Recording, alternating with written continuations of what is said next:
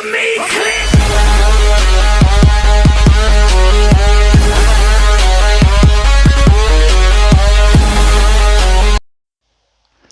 سيطرت حالة من الهلع والرعب على أهالي محافظة الغربية في مصر بعد العثور على 25 هيكلا عظمي لحمير من الفصيلة الخيلية داخل مصرف نافقة في المياه، بينما تم سلخها وأخذ جلدها وأكبادها.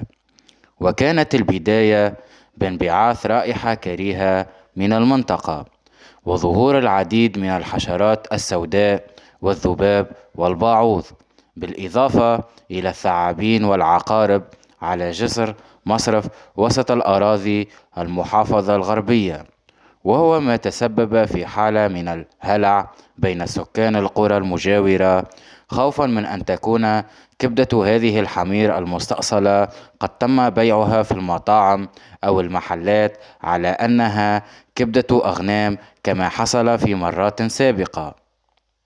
وتأتي هذه الحادثة المثيرة للإشمئزاز بالتزامن مع الارتفاع الغير المسبوق لأسعار اللحوم والدواجن في مصر.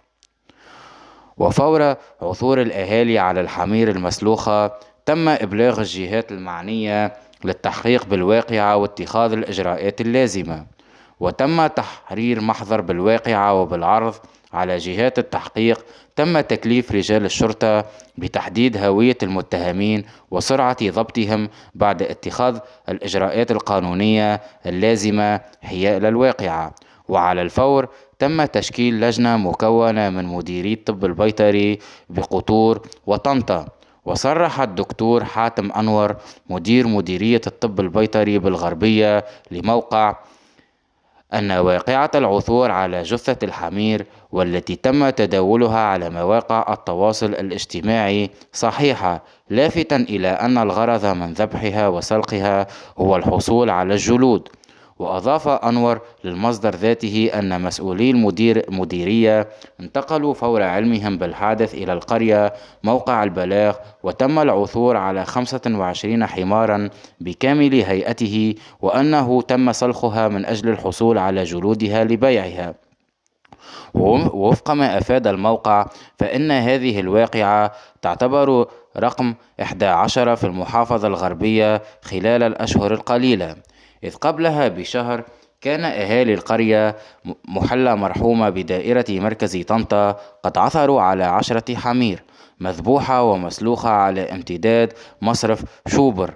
وفي العام قبل الماضي تداول رواد مواقع التواصل فيديو لحمير مذبوحة ومسلوخة في إحدى مدن محافظة المنيا جنوب القاهرة. وقبلها ألقت الأجهزة الأمنية بمديرية أمن البحيرة شمال القاهرة القبض على عصابة تخصصت في ذبح الحمير واستغلال جلودها في أغراض تجارية.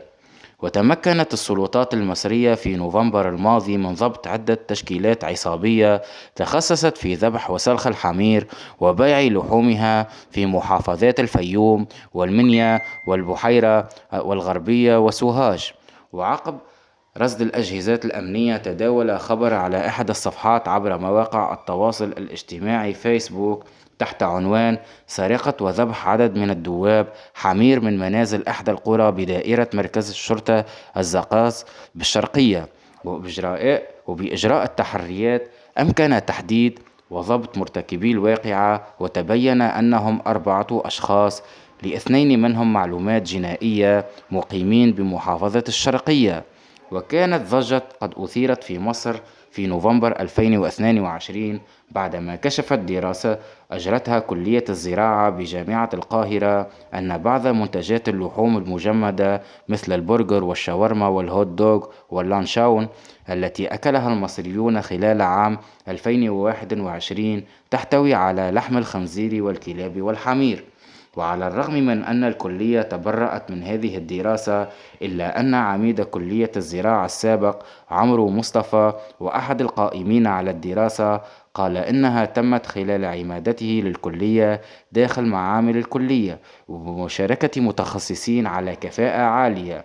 وأوضح أن الدراسة أجريت على 60 عينة من اللحوم المتواجدة في الأسواق المصرية المختلفة، وكذلك من الباعة المتجولين في المناطق الشعبية. وأفاد بأن العينات التي ثبتت إيجابياتها في الدراسة بوجود لحوم مغشوشة تحتوي على لحوم الخنازير والحمير والكلاب والأحصنة، كانت جميعها في المناطق الشعبية مع الباعة المتجولين. ولفت إلى أن المنافذ المتعمدة وجميع السوبر ماركت جاءت نتيجة العينات التي أخذت منها سلبية وسليمة.